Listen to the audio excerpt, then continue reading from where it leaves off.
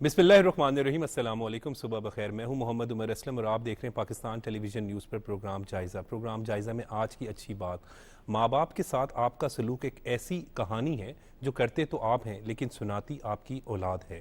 Programme میں آج جن خبروں پر بات کریں گے وہ آپ سے شیئر کر لیتے ہیں۔ وزیر اعظم محمد شہباز شریف کا دورہ چین، کل وزیر اعظم کی زیر صدارت کابینہ کا اجلاس ہوا، دورہ چین کے حوالے سے تفصیلات کے حوالے سے آگاہ کیا، جبکہ داسو ہائیڈر منصوبہ عالمی بینک نے $1 ارب قرض کی منظوری دے دی، جبکہ ملک کی موجودہ سیاسی صورتحال پر بھی گفتگو کریں گے، جبکہ آج بجٹ پیش ہو رہا ہے تو اس پر بھی بات کریں گے۔ ان ٹاپکس پر گفتگو کے لیے اسٹوڈیو میں موجود مہمانوں سے آپ کا تعارف کروا دیں۔ صدر لاہور چیمبر کاشف انور صاحب ہمارے ساتھ موجود ہیں۔ کاشف صاحب بہت بہت شکریہ وقت دینے کے لیے۔ سینئر صحافی تجزیہ کار سلمان غنی صاحب ہمارے ساتھ موجود ہیں۔ سر آپ کا بھی بہت بہت شکریہ وقت دینے کے لیے۔ سلمان غنی صاحب، وزیر اعظم محمد شہباز شریف کا دورہ چین اور پھر کل جو ہے ان کی زیر صدارت ایک اہم وفاقی کابینہ کا اجلاس ہوا، جو چین کے دورے میں جو ملاقاتیں ہوئیں ان چین کے صدر سے ہوئی، چین کے وزیر اعظم سے، اس حوالے سے کابینہ کو آگاہ کیا، کیسے دیکھنے سے؟ دیکھیں عمر، پرائم منسٹر صاحب کے دورے کی ٹائمنگ بڑی امپورٹنٹ تھی۔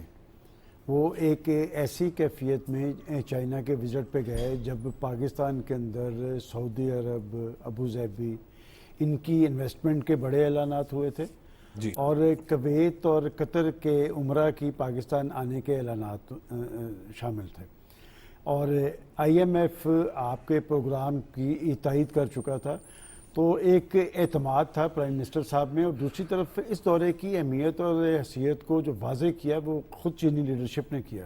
مجھے یاد ہے ان کے جانے سے پہلے جو پاکستان کے اندر چینی سفیر تھے، انہوں نے پاکستان کے حوالے سے وہ جو ان کا ایک مقدس پہاڑ ہے اس کے ساتھ تشبیہ دی تھی پاکستان اور چین کی دوستی کو، اور یہ چین کا ایک ماضی ہے۔ دیکھیں بات یہ کہ جب آپ اگر اپنے دوست اور دشمن کے درمیان امتیاز آپ کو پتہ چل جائے تو آپ کے لیے بڑی آسانیاں پیدا ہوتی ہیں۔ چین ہمیشہ پاکستان کے ساتھ کھڑا ہوا ہے، اور ایک بات میں آپ کو واضح کر دوں، ہر حکومت تھی چین کے حوالے سے اپنے جذبات اور احساسات ہوتے ہیں، لیکن پاکستان کی موجودہ لیڈرشپ جو ہے شہباز شریف کہ شہباز شریف سے کے حوالے سے وہ بڑے ٹچی ہیں، اور شہباز شریف صاحب چائنا کے حوالے سے بڑے کلیئر ہیں، اس لیے کہ وہ بطور چیف منسٹر پنجاب چائنا کے وزٹ کرتے رہے۔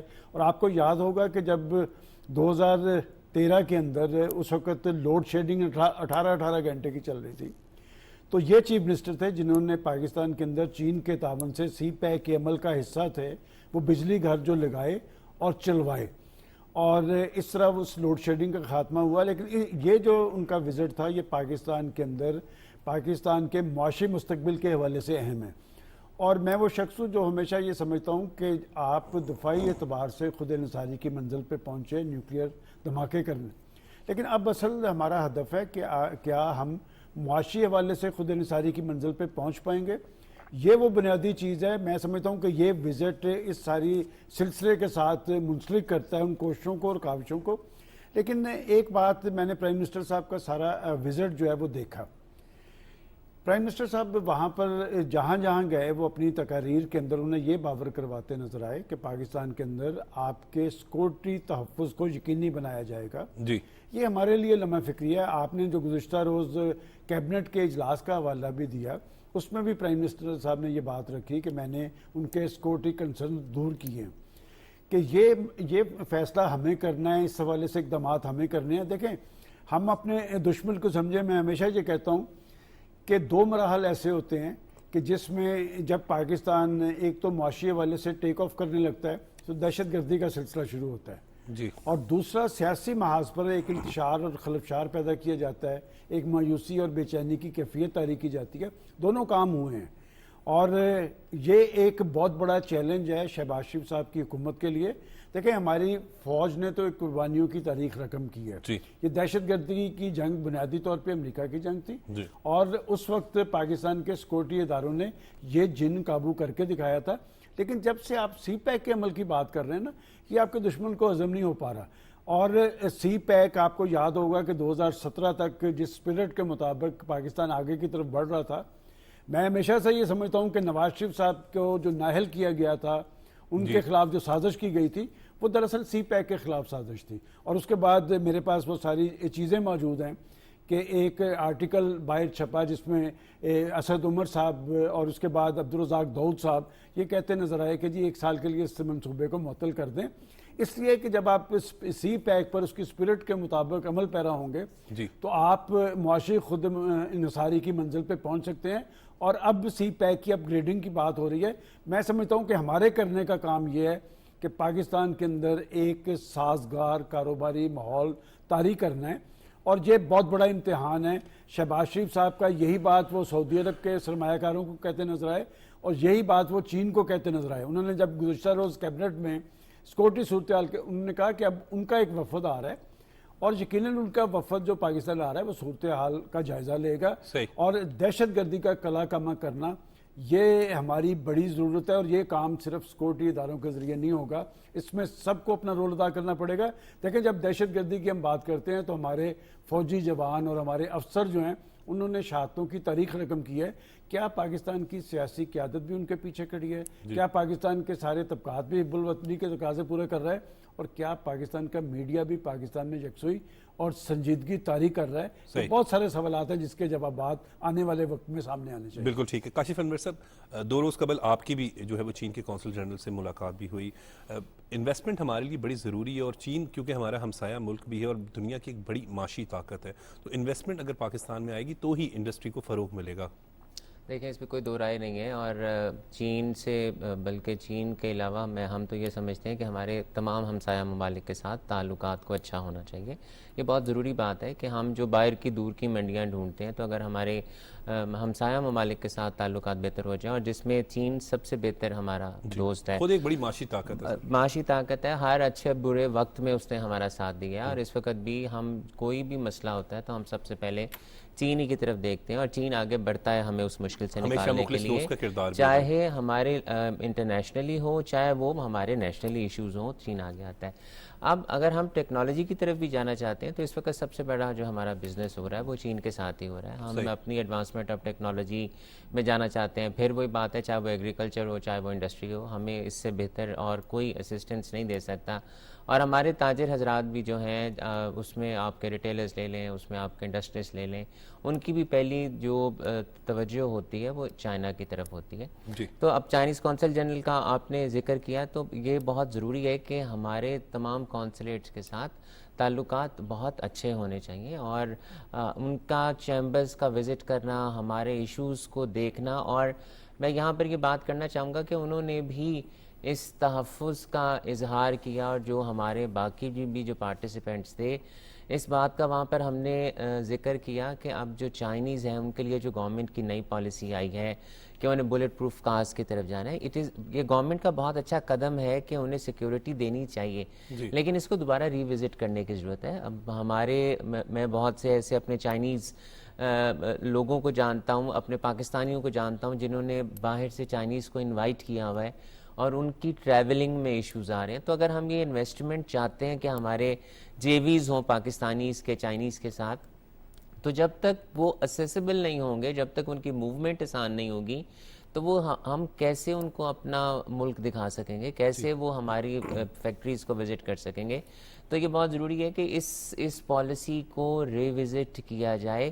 اس کو ری وزٹ کرنے سے ہی ہمارا جو امپریشن ہے، دیکھیں اس سے تو اس میں تو کوئی دو رائے نہیں ہے کہ چائنیز کو سیکیورٹی ملے گی، لیکن اس سے ہمارے امپریشن میں تھوڑا سا اثر پڑتا ہے، اور چائنیز اس طرح سے فریکوینٹلی موو نہیں کر پائیں گے. تو ہمیں یہ چاہیے کہ اس کو دیکھیں تاکہ ہمارے چائنیز انویسٹرز موو کر سکیں اور ہمارے جیویز ہو سکیں، اور ہم جو چاہتے ہیں چاہے وہ ایگریکلچر ہو چاہے وہ آپ کی انڈسٹری ہو، تو تبھی ہم اس کو آگے لے کے چل سکیں گے. اور 1000 اسٹوڈنٹس کی بات بھی کی گئی، شہباز شریف صاحب کی جانب سے کہا گیا کہ 1000 اسٹوڈنٹس جدید زراعت کی جو اس سے وہاں پر ہے وہ ٹیکنالوجی، اس سے استفادہ حاصل کرنے کے لیے پاکستان سے جائیں گے. تو کاشف انور صاحب، ہم وہاں کی ٹیکنالوجی سے استفادہ حاصل کریں گے خصوصاً زراعت میں، یا جو دیگر انڈسٹریز جو آپ بہتر، کیونکہ کاروبار کو آپ بہتر سمجھتے ہیں، تو وہ اس وقت کی ضرورت بھی ہے؟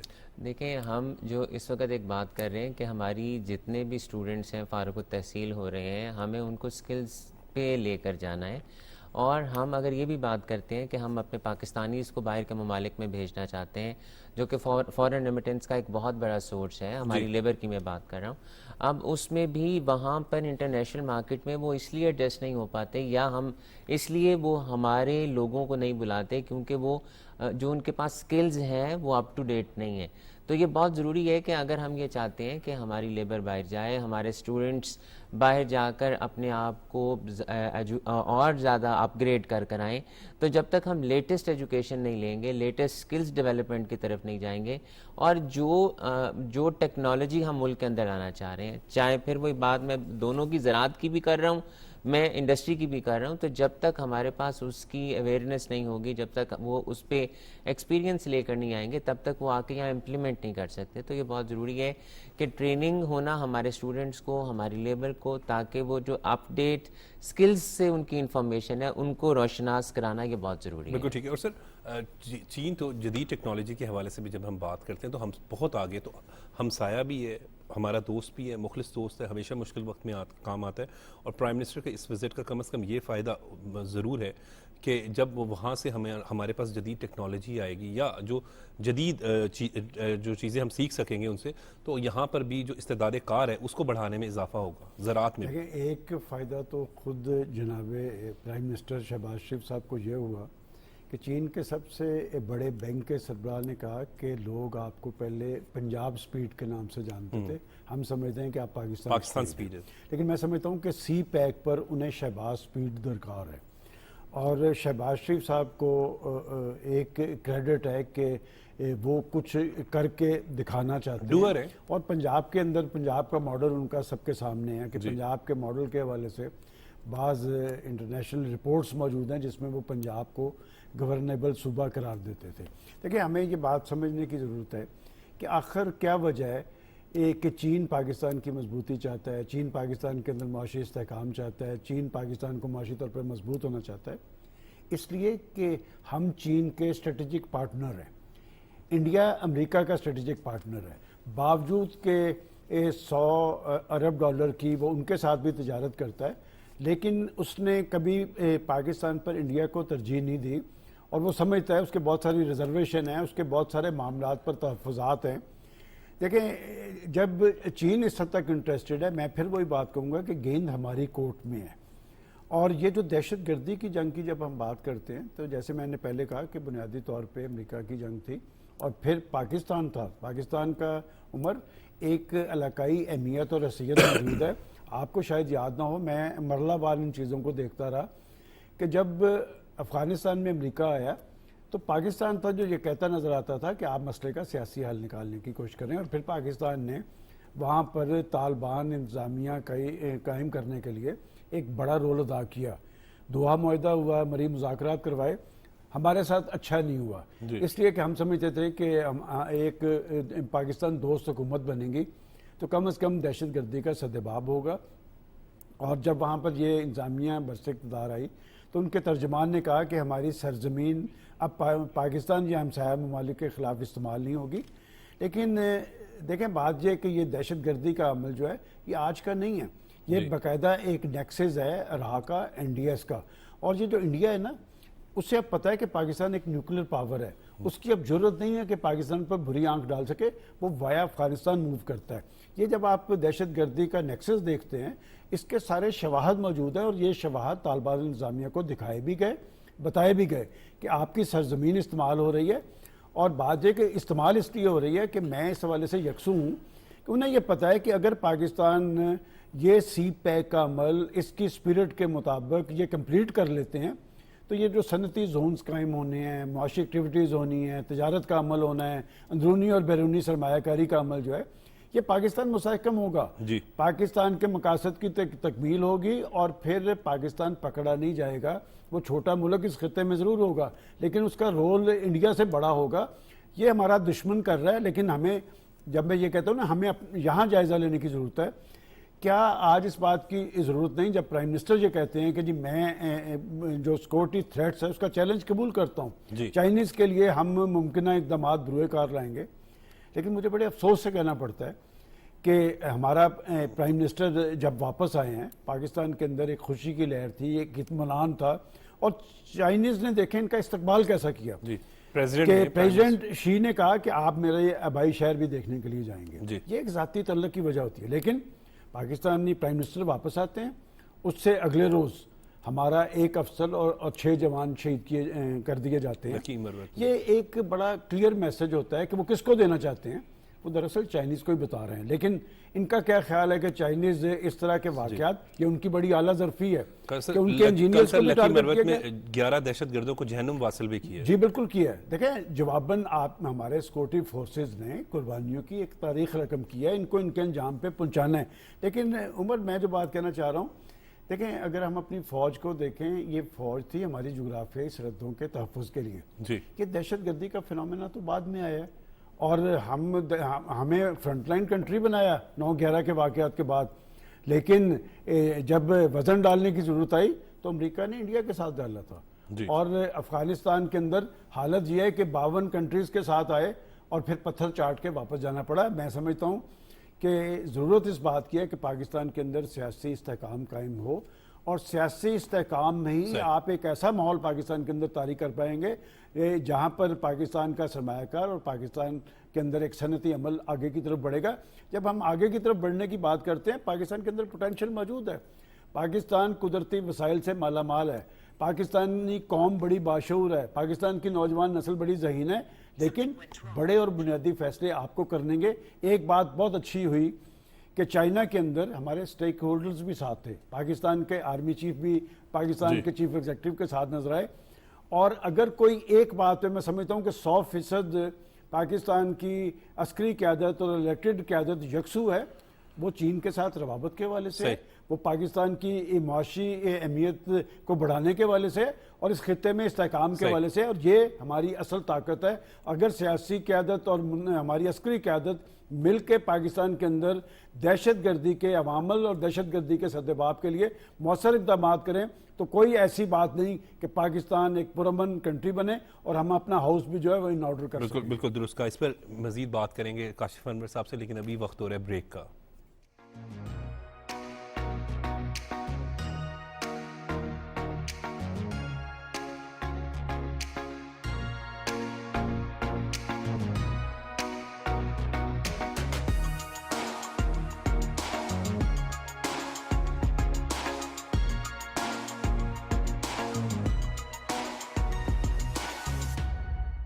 کاشف انور صاحب, ہم جس طرح بھی سلمان غنی صاحب بریک سے قبل بات کر رہے تھے, پاکستان میں پوٹینشیل بہت موجود ہے اور ہمیں نا امید نہیں ہونا چاہیے.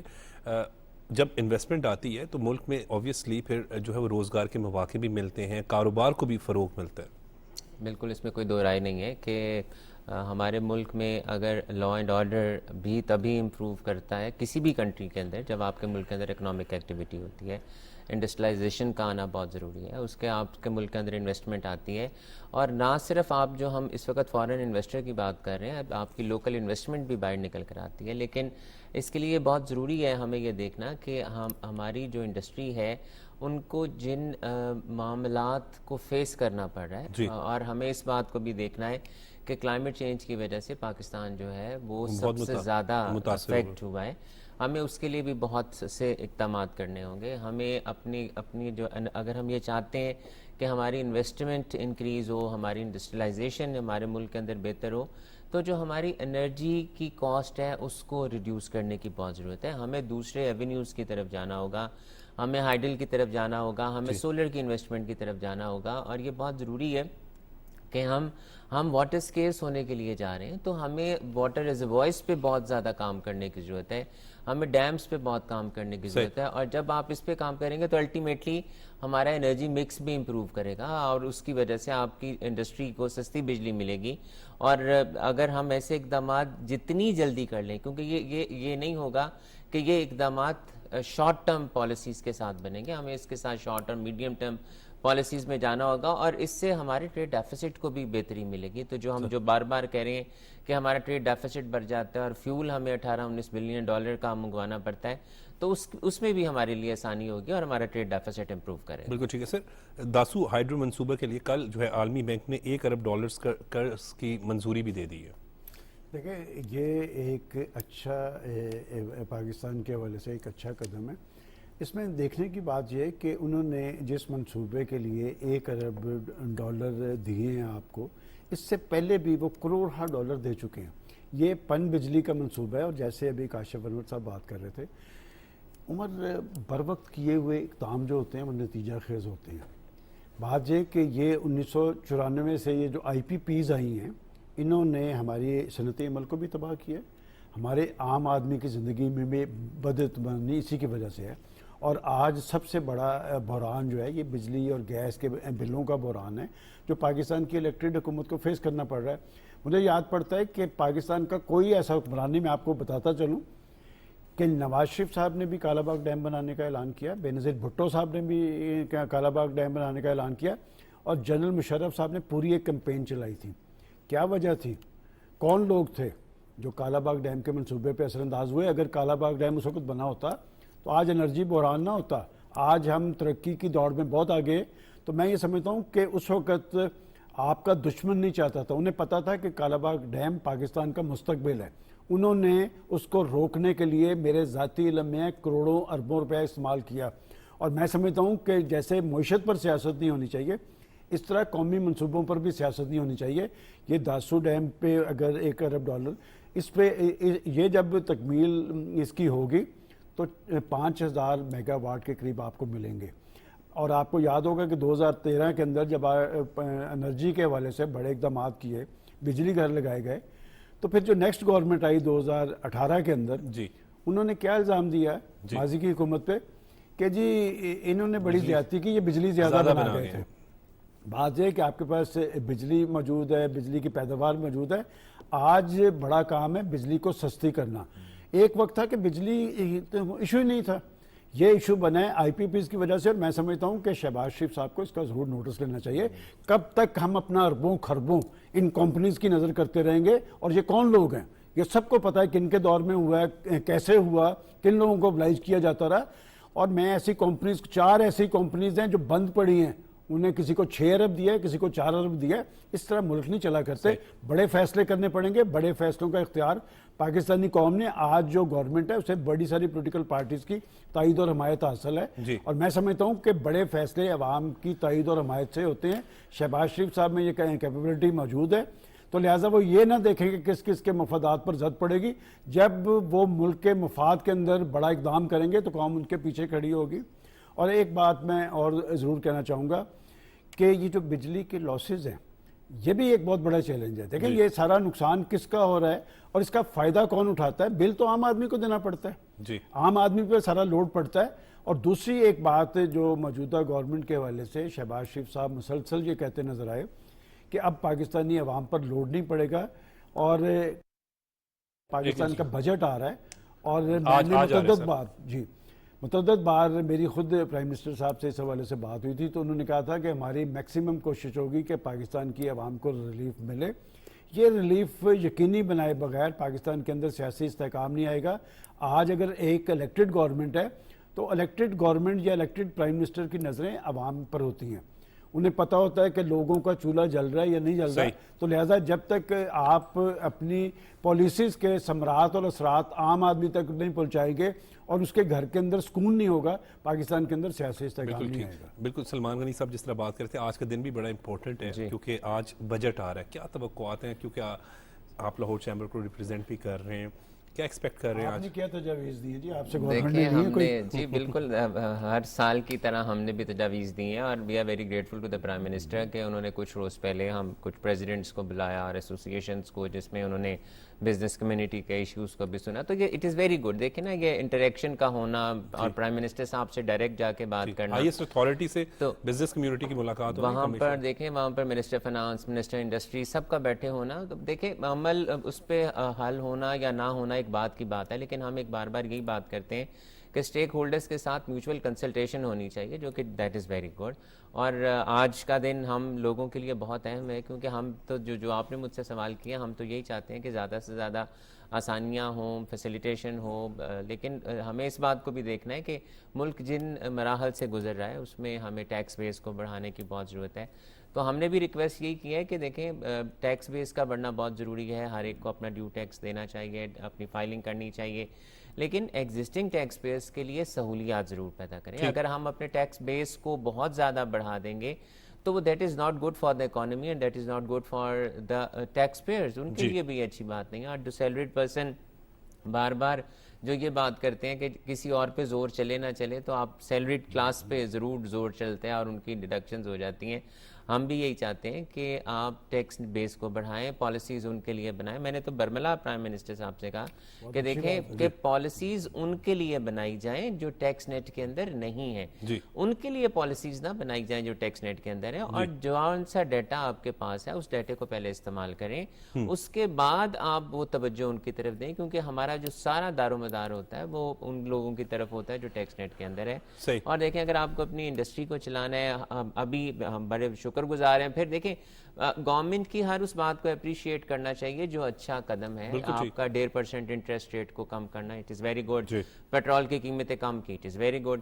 لیکن ہم یہ چاہتے ہیں کہ جب تک انٹرسٹ ریٹ سنگل ڈیجٹ پہ نہیں آئے گا تب تک ہماری کاسٹ آف ڈوئنگ بزنس کم نہیں ہوگی. اس وقت تو ایک تو ہمارے ساتھ یہ ہوا کہ ڈیویلویشن بھی ہو گئی, انٹرسٹ ریٹ بھی بڑھ گیا, اس کی وجہ سے ہماری کاسٹ بہت زیادہ بڑھ گئی. تو یہ ہم تو یہ سمجھ رہے ہیں کہ ہوا کا صرف جو کہتے ہیں نا پہلا جھونکا آیا ہے, لیکن ہم پوری ہوا کا انتظار کر رہے ہیں کہ جب تک معاملات ملک کے اندر بہتر نہیں ہوں گے, اچھے ہمیں انٹرسٹ ریٹ کو کم کرنا ہے, روپی کو ہمیں اسٹرانگ کرنا ہے, جس طرح سے بھی کریں. اور ایک اور بات میں یہاں ضرور کرنا چاہوں گا کہ اٹ از ویری امپورٹنٹ, اور میں ہر پلیٹ فارم پہ یہ کہتا ہوں کہ ایسا انڈکلیئرڈ انڈاکومنٹڈ گرے اکانومی کا پیسہ ہم جو جاتے ہیں IMF کے پاس, ورلڈ بینک کے پاس, دیکھیں وہاں جانا بھی ضروری ہے, لیکن وہ پیسہ آپ کا اکانومی میں کنٹریبیوٹ کرنا بہت ضروری ہے. اس پیسے کو تجوریوں سے, گھروں سے باہر نکالیں, وہ آپ کی اکانومی میں کنٹریبیوٹ کرے, کیونکہ اس پیسے کا تبھی فائدہ ہے. اور ایک اور بات بھی میں یہاں پر ایڈ کرنا چاہوں گا کہ ہمارے چیمبر میں بھی ایمبیسڈرز آتے ہیں اور وہ یہ کہتے ہیں کہ آپ ہمارے ملک کے اندر آ کے انویسٹمنٹ کریں. میرا سوال یہ ہوتا ہے وہاں پر, اور میں اپنی جو ہمارے اعلیٰ بڑے لوگ ہیں میں بھی ان سے کہتا ہوں, کیا وہاں پر IMF FATF نہیں ہوتا جب ہمارے 3-4 لاکھ ڈالرز جا رہے ہوتے ہیں؟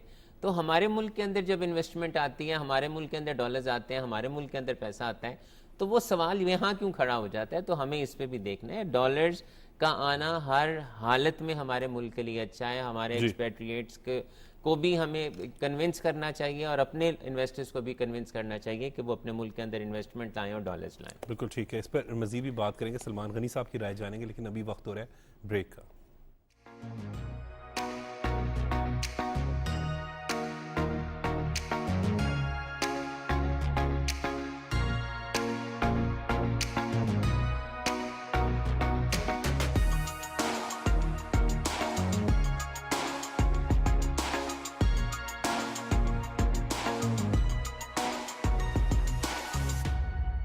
Welcome back. سلمان غنی صاحب, بجٹ آج آ رہا ہے, کاشف انور صاحب نے بھی اپنی جو ہے گفتگو میں اپنی ترجیحات کے حوالے سے بھی آگاہ کیا. آپ کی کیا رائے ہے؟ دیکھیں, میں ابھی کاشف انور صاحب کی بات سن رہا تھا. ایک تو بڑا درست انہوں نے کہا کہ سارا وزن آپ سیلریڈ کلاس پہ نہ ڈالیں, اور جو ٹیکسیشن کی بات ہے ٹیکس نیٹ کو بڑھانا چاہیے. ٹیکس نیٹ پاکستان کے اندر کیوں نہیں بڑھا, اس حوالے سے حکومت نے اپنے ذمہ داریاں کیوں پوری نہیں کی. بینک گزشتہ روز ہمارے جو وزیر خزانہ ہے اقتصادی سروے, جب اس میں ایک تو انہوں نے بات کی کہ پچھلے سال ہمارے پاس اس کے علاوہ آپشن نہیں تھا کہ ہم IMF سے رجوع کرتے, اور IMF آپ کو سہارا ضرور دیتا ہے لیکن ساتھ آپ کو تجویز کرتا ہے کہ آپ اپنا ٹیکس نیٹ بڑھائیں. اور IMF آپ کو ٹیکس لینے سے نہیں روکتا. بات ہے کہ اگر پاکستان نے آگے کی طرف جانا ہے, پاکستان کے اندر معیشت نے مضبوط ہونا ہے, پاکستان کے عوام نے خوشحال ہونا ہے, تو آپ کو گورننس کا عمل یقینی بنانا پڑے گا. جب تک کہ آپ گورننس کے خواب کو حقیقت کا رنگ نہیں دیں گے اور پاکستان کے اندر ایسا ماحول طاری نہیں کریں گے کہ پاکستان کے اندر بیرونی سرمایہ کار بھی آئے, اندرونی سرمایہ کار بھی. وہ جیسے انہوں نے کہا کہ وہ اپنا سرمایہ نکال کے لائے, اسے انویسٹ کرے. کیا وجہ ہے کہ دیکھیں ماضی کے اندر پاکستان کے اندر جو صورتحال طاری کر دی گئی, میں سوچ رہا تھا کہ شاید پاکستان کے اندر اتنے IMF کے ذریعے یا دیگر ملکوں کے ذریعے ڈالرز آئے نہیں جتنے پاکستان سے باہر چلے گئے. لیکن کیا ہوا, پاکستان کا نقصان ہوا. اور حکومتوں نے اس سارے معاملے سے صرف نظر برتے ہوئے وہ جو ڈنگ ٹپاؤ اقدامات کیے جاتے ہیں وہ وقتی طور پہ ہوتے ہیں. دیکھیں, معاشی پالیسیز کا تسلسل قائم رہنا چاہیے. ملک ترقی کے مراحل وہی طے کرتے ہیں جہاں پر معیشت پر سیاست نہیں ہوتی. پاکستان کی بڑی سیاسی بدقسمتی یہ ہے کہ اب پاکستان کے اندر ایسا ایلیمنٹ بھی موجود ہے. ماضی کے اندر ہم دیکھتے تھے کہ دشمن کہا کرتا تھا کہ پاکستان کو غیر مستحکم کرنا ہے. دشمن کون سی ایسی کمی چھوڑ رہا ہے جو پاکستان کے اندر سے پوری ہو رہی ہے؟ کہ پاکستان کے اندر آپ نے نہیں دیکھا کہ یہاں پر ایک عنصر ایسا ہے جو یہ کہتا رہا کہ جی پاکستان دیوالیہ ہونے جا رہا ہے, ڈیفالٹ ہونے کی خود افواہیں پھیلاتے ہیں. اس کا سد باب کرنا ضروری ہے اور یہ پاکستانی قوم کو کرنا ہوگا. صحیح. پاکستانی قوم کی پاکستانی ہر طرح کے شک و شبہ سے بالاتر ہے.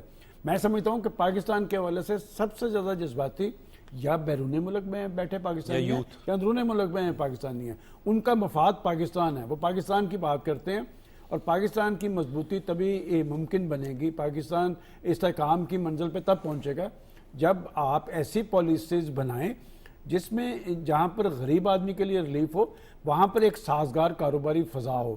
لیکن جب آپ ایسی فضا طاری کرنے میں کامیاب ہو جائیں گے تو لوگ اندر سے بھی انویسٹمنٹ کریں گے اور بیرون ملک پاکستانی اربوں خربوں ڈالرز رکھ کے بیٹھے ہیں. جب انہیں یہ خبر جاتی ہے کہ پاکستان کے اندر دہشت گردی ہو رہی ہے اور پاکستان کے سیکورٹی اداروں کو ٹارگٹ کیا جاتا ہے, آپ ان کے جذبات عمر سوچ نہیں سکتے کیا ہے, اس لیے کہ وہ ہم سے بڑھ کر پاکستان کے بارے میں سوچتے ہیں.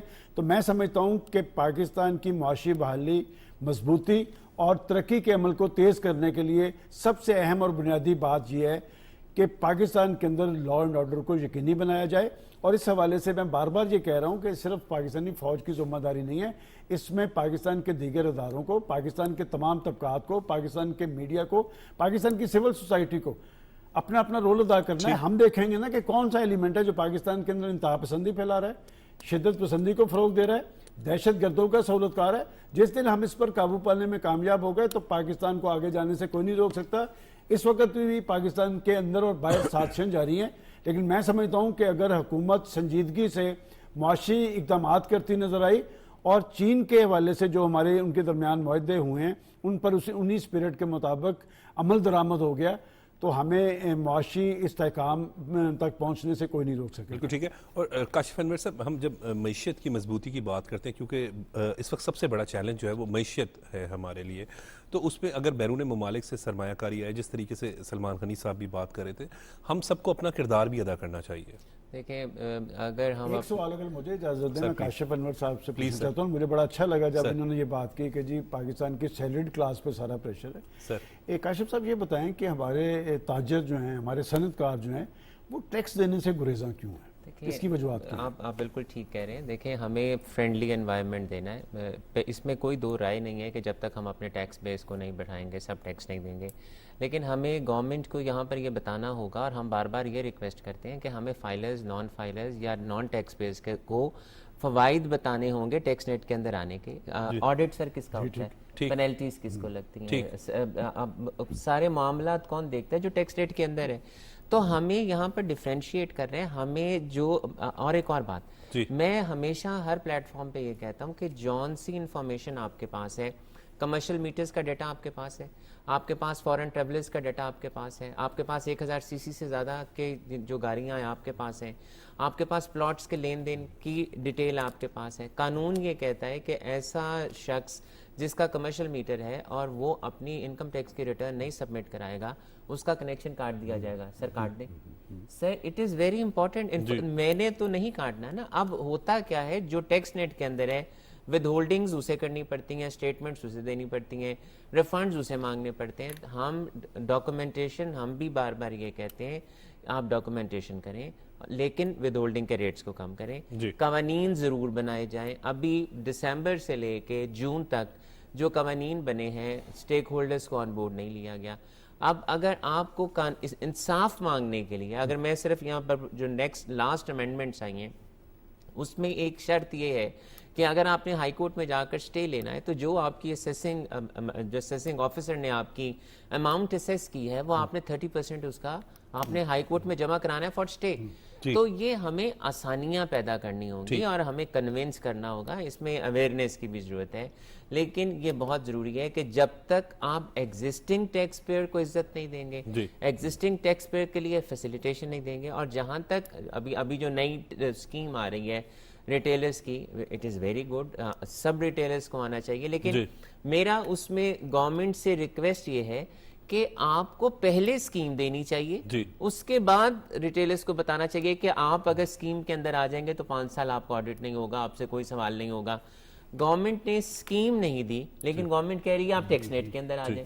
تو وہ دیکھیں اس طرح سے اگر ہم کریں تو لیکن اگر پازیٹیولی لے کے چلیں تو ہمارا ٹیکس بیس بڑھ سکتا ہے. ہمیں پازیٹیولی اور آؤٹ آف دا باکس جا کے دیکھنا ہوگا. گورنمنٹ کے حوالے سے اگر بات کریں تو بڑا کلیئر ہے کہ ان کا یہی کہنا ہے کہ ہم جو ہے وہ سرمایہ کاری کو فروغ بھی دیں گے، تحفظ بھی فراہم کریں گے اور بزنس کمیونٹی کے لیے خصوصاً ان کی بہتری کے لیے میں صرف یہاں پر ایک بات کرنا چاہوں گا. دیکھیں consistency and continuity of policies are very important. حکومت کا پہلا سال ہے، پہلا بجٹ ہے. میری حکومت سے یہ ریکویسٹ ہے اگلے 5 سال میں صرف یہ بتا دیں کہ بھئی اگلے 5 سال، تاکہ اگر انویسٹمنٹ چاہیے نا تو پالیسیز میں بہت بڑا چینج نہیں آنا چاہیے، کیونکہ ہمارے لوکل انویسٹر کو اور ہم یہ نہیں پتا کہ پتہ نہیں اگلے 3 مہینے کے بعد جا کے کیا ہو جائے گا. تو ہم اگر یہ چاہتے ہیں، یہ تو گورنمنٹ ایک مینڈیٹ کے سب ساتھ سے امپورٹنٹ بات یہی ہے. دیکھیں میں بھی یہی بات کہہ رہا تھا کہ جب تک پالیسیز کا تسلسل قائم نہیں ہوگا، یہ جو غیر یقینی کی صورتحال ختم نہیں ہوگی، تب تک پاکستان معاشی استحکام سے ہمکنار نہیں ہو سکتا. ماضی کے اندر کیا ہوا؟ ایک حکومت آئی ہے، اس نے اپنی اصلاحات اور اقدامات کیے ہیں، دوسری حکومت آئی ہے، اس نے آگے اس کو نگیٹ کر دیا، تیسری حکومت آئی ہے، اس نے اس کو نگیٹ کر دیا. معیشت پر سیاست نہیں ہونی چاہیے. دنیا کے جن ممالک نے ترقی کی ہے، وہاں پر استحکام قائم ہوا ہے، تو وہاں پر سیاست ضرور ہوتی ہے، لیکن وہ ملکی مفادات پر سیاست نہیں ہوتی، وہ قومی منصوبوں پر سیاست نہیں ہوتی، وہ ملکی معیشت پر سیاست نہیں ہوتی. پاکستان کے اندر یہ ہوتا ہے، یہاں پر تو ایسے سیاستدان موجود ہیں جو IMF کو لیٹر لکھتے ہیں کہ پاکستان کو لون نہ دیں، اور وہ یہ کہتے ہیں جی ہم سب سے زیادہ پاپولر بھی ہیں. تو یہ گیند پھر پاکستانی عوام کی کورٹ میں ہے. میں سمجھتا ہوں کہ صرف پاکستان کے لوگ ہیں جن کے دل پاکستانیت کے لیے دھڑکتے ہیں، ان کو اپنے اندر جان پیدا کرنی چاہیے. انہیں ان کا گریبان پکڑنا چاہیے جو پاکستان کے اندر غیر مستحکم پاکستان کو کرنا چاہتے ہیں، جو یہاں پر مایوسی پھیلاتے ہیں، بے چینی اور بے یقینی کو ہوا دیتے ہیں. دراصل دیکھیں یہ بار بار ایک بات کہہ رہے ہیں کہ پاکستان کے اندر ایسی فضا طاری ہونی چاہیے جس میں کاروباری طبقہ اپنی آسانی کے ساتھ اور آزادی کے ساتھ کاروباری ایکٹیویٹیز کو کرے اور پاکستان کے ادارے اپنا اپنا کام کرے. گڑبڑ وہاں پر ہوتی ہے جب دوسرے کا کام کرنا شروع کر دیا جاتا ہے. یہ ٹیکس نیٹ کو بڑھانے کی بات کر رہے ہیں. میں آپ کو پورا یہ جو 1200 روپے آپ نے دکاندار سے لے رہے ہیں، وہ 1200 روپے نہیں دیتا، وہ 12,000 دے دیتا ہے انسپیکٹر کو. ان اداروں کے اندر وہ لوگ موجود ہیں. آپ کے ایک مشیر خزانہ تھے، اس نے 2 سال پہلے 3 سال پہلے میں نے انہیں کہتے سنا، انہوں نے کہا جی کہ یہ FBR کے 90% لوگ گھر بٹھا دیں، پاکستان چل پڑے گا. شبر زیدی صاحب نے. تو بات یہ کہ جب آپ کے ادارے اپنے اصل مقاصد تک محدود نہیں ہوں گے، انہی مقاصد کے تحت کام نہیں کریں گے، اسی اسپرٹ سے. سلمان غنی صاحب میرا سوال آپ سے سر بہت ہی احترام کے ساتھ آپ سے اور کاشف انور صاحب کے ساتھ بھی یہی ہے کہ ایک طرف ہم دیکھتے ہیں کہ پرائم منسٹر بڑی ایفرٹ کر رہے ہیں، سعودی عرب جا رہے ہیں، UAE جا رہے ہیں، کمٹمنٹس لے کر آ رہے ہیں، چائنا کا دورہ کر رہے ہیں، انویسٹمنٹ آ رہی ہے پاکستان میں. ایک بزنس کے لیے یہی ماحول چاہیے ہوتا ہے نا کہ انویسٹمنٹ آ رہی ہے، لیکن ایک جماعت کی جانب سے PTI کی جانب سے ایک پروپیگنڈا شروع کر دیا جاتا ہے. آپ کو یاد ہوگا سعودی عرب میں نے آپ کو بھی یہی بات اسی لیے کہی ہے. دیکھیں بات یہ کہ اس پرائم منسٹر نے آج سے 2 سال پہلے کیا یہ کیفیت نہیں تھی کہ پاکستان دیوالیہ ہوگا، لیکن اس نے جا کے IMF سے اور جو کچھ کیا ہے میرے ذاتی علم میں ہے. آج کوئی شخص پاکستان کے اندر یا پاکستان کے باہر یہ نہیں کہتا کہ پاکستان خطرناک زون میں ہے. اس کا مطلب خطرناک زون سے انہوں نے نکالا. اب چین کا وزٹ کیا، چین نے آپ کے ساتھ معاہدے کیے، سعودی عرب پاکستان کی طرف آ رہا ہے، ابوظہبی نے $10 ارب کے اعلانات کیے ہیں. اس کا مطلب بیرونی محاذ پر پاکستان ان کی ترجیح بنا ہے. آپ کی آئسولیشن ختم ہوئی ہے. لیکن اصل بات پھر میں وہی کہوں گا، کچھ کام ہمارے کرنے کے ہیں، کچھ کام اسلام آباد میں ہونے چاہیے، اور وہ سب سے اہم کام یہ ہے کہ آپ نے پاکستان کے اندر کاروباری سرگرمیوں کے فروغ کے لیے، ملکی اور غیر ملکی سرمایہ کاری کے عمل کے لیے بڑے اعلانات نہیں، بڑے اقدامات کرنے ہیں. اور سب سے اہم بات یہ ہے، یہ جو دہشت گردی کا جن ہے اسے قابو کر کے دکھانا ہے. اور جو لوگ بھی دہشت گردی میں براہ راست بالواسطہ بلا واسطہ ملوث ہیں، ان کو ان کے انجام پہ پہنچانا ہوگا. ہم اپنے افسروں اور قربانیوں کی اب متمل نہیں ہو سکتے. بات ہے کہ پاکستان نے اس دہشت گردی کی جنگ میں بڑی قربانیاں دی ہیں. ہمارا انفراسٹرکچر تباہ ہو گیا، ہمارے 60-70 ہزار لوگ شہید ہو گئے، لیکن آج تک وہ لوگ دندلاتے پھر رہے ہیں.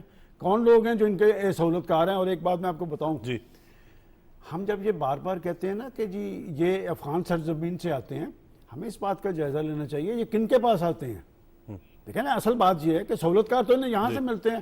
تو یہ کام ہماری سول سوسائٹی کے کرنے کا ہے، ہمارے اپنے طبقے کا ہے، ہمارے میڈیا کا ہے، ہماری اور طبقات کا ہے کہ ہم اپنے ارد گرد نظر رکھیں کہ کون لوگ ہیں جو اس طرح کی ایکٹیویٹیز میں ملوث ہیں. جب تک پاکستان کے اندر امن و امان یقینی نہیں بنے گا ہم معاشی حوالے سے خود انحصاری کی منزل پہ نہیں پہنچ پائیں گے. بالکل ٹھیک ہے. کاشف انور صاحب سر آج کے دن کا پیغام دے دیں. میں صرف یہ کہوں گا کہ political stability is very important. جب تک تمام پولیٹیکل پارٹیز ایک پیج کے اوپر نہیں بیٹھیں گی, پاکستان کی بات نہیں کریں گے, پاکستان کے متعلق پالیسیز نہیں بنائیں گے, ایک دوسرے کے اوپر کیچڑ اچھالنا بند نہیں کریں گے, ایک دوسرے کے اوپر دیکھیں پیچھے جو ہو گیا.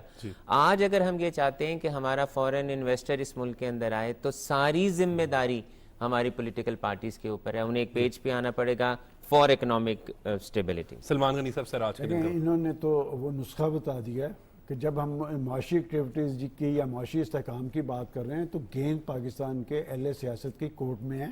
اہل سیاست ہوتے ہیں جو ملکوں کے اندر اتحاد اور یکجہتی کی بات کرتے ہیں, اچھی فضا یقینی بناتے ہیں. اگر پاکستان کا سیاستدان پاکستان کے اندر انتشار, خلفشار, ٹکراؤ, تناؤ, الزام تراشی, گالی گلوچ کرے گا تو پھر استحکام طاری نہیں ہوگا. میں سمجھتا ہوں کہ سیاسی استحکام ناگزیر ہے, اور سیاسی استحکام کرنے کے لیے قائم کرنے کے لیے جہاں پر اہل سیاست کی ضرورت ہے وہاں پر پاکستانی لوگوں کو جان پیدا کرنی پڑے گی.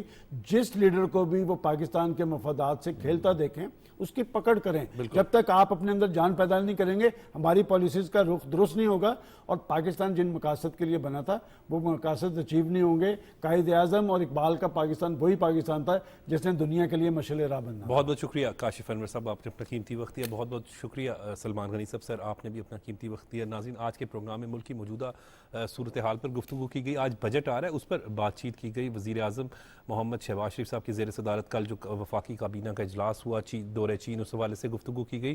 پروگرام کے اختتام پر بس اتنا ہی کہوں گا کہ ہم سب پاکستانی ہیں اور ہم سب کو پاکستانی بن کر ہی سوچنا چاہیے. ہمیں کسی پروپیگنڈے کا شکار نہیں ہونا چاہیے, بس اپنا اپنا کردار پاکستان کی ترقی کے لیے ادا کرنا چاہیے. مجھے اجازت دیں, دیکھتے رہیں پاکستان ٹیلی ویژن نیوز.